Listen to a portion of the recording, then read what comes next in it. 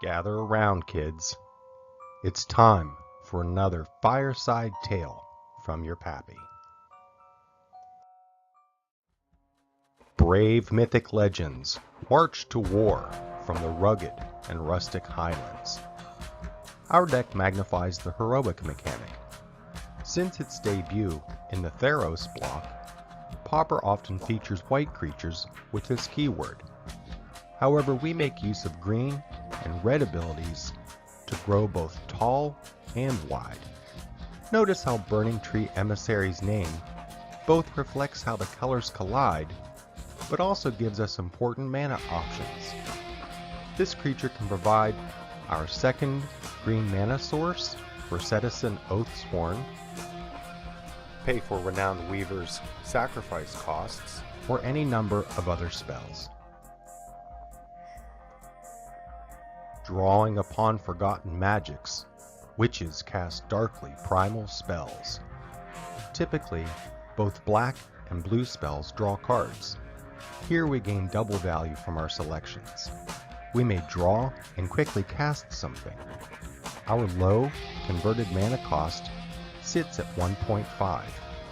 Did you notice our theme of deploying tokens while also triggering heroics? Soldiers and shamans transform furious creatures into new recruits. We apply pressure against opponents, block flying creatures, or make any attack a surprise. In these ways, our deck offers many options and requires skill to play. Mountains rumble and forests shake as these heroes prepare for wild wars.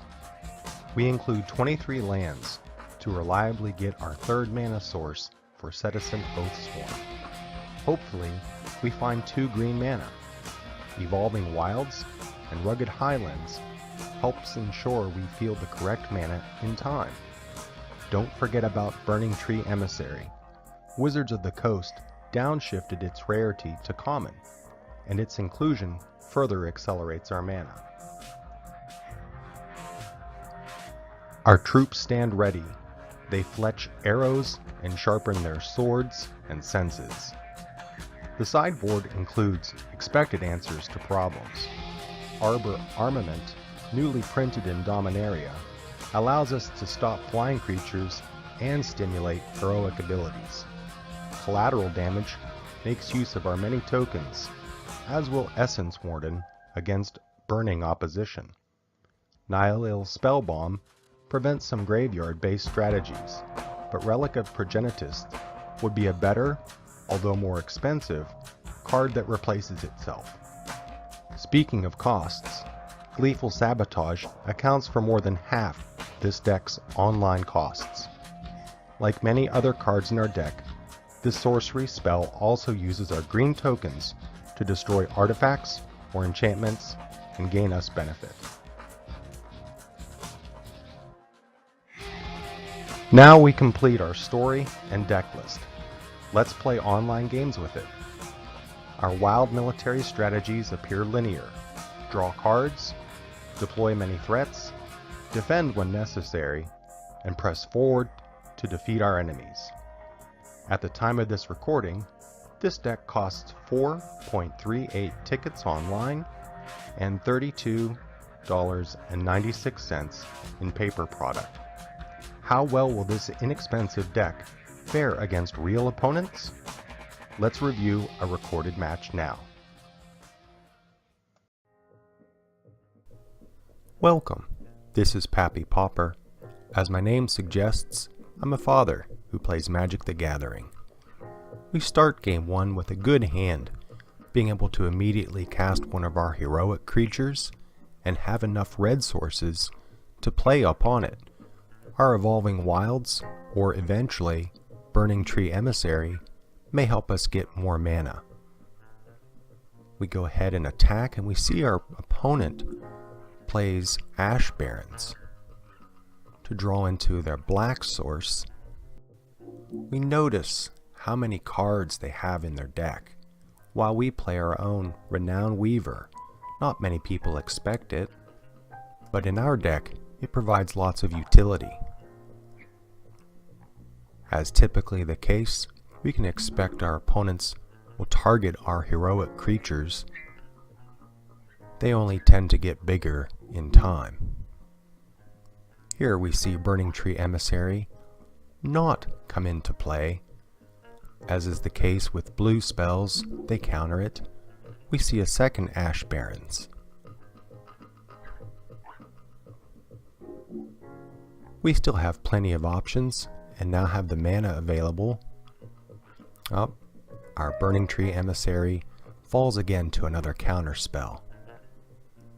Here I play it successfully and use its additional mana to create a defender. I'm not sure what creatures blue may have, but if they do have flyers, we have an opportunity to block. Additionally, we now have Otherworldly Outburst, giving us yet another token outlet for their targeted removal.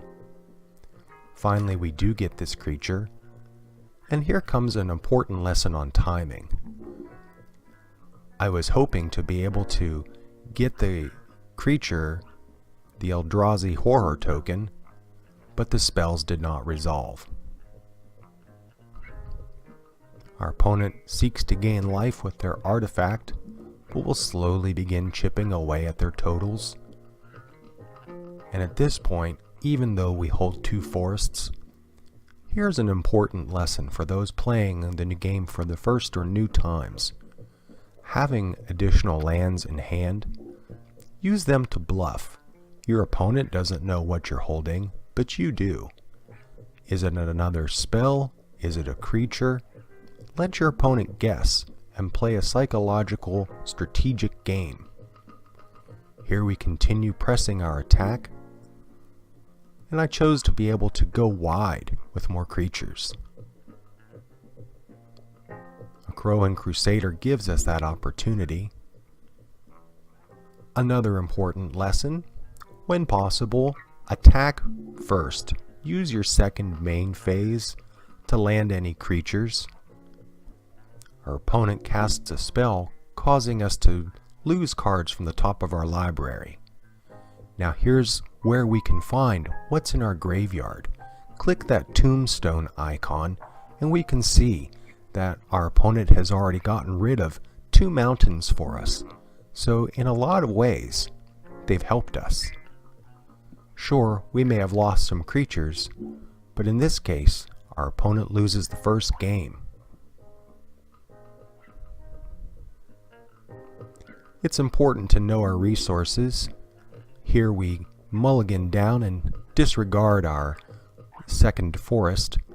Again, our Weaver comes down. Soon enough, we'll be able to turn that into a spider if we need, or come across impact tremors. We now have 3 cards in hand that allow us to see more of our library than our opponents typically expect from a red and green deck. Here again, timing is important. I would have preferred to scry, then draw.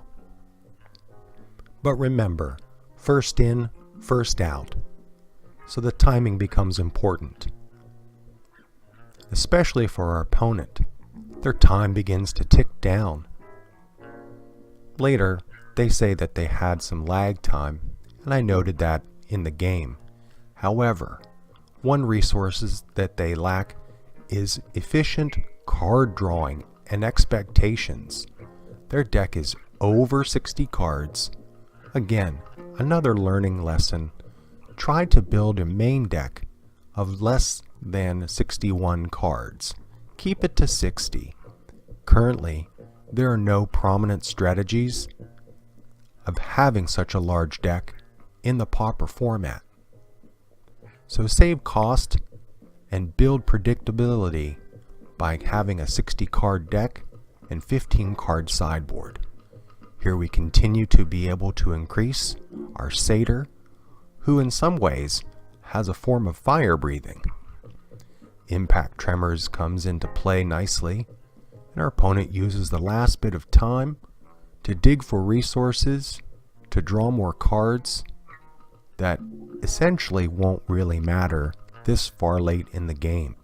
Finally, our opponent concedes because we all make mistakes. What new stories will your cards and friends tell? Until next time, this is MtG Pauper, encouraging you to be uncommonly magical.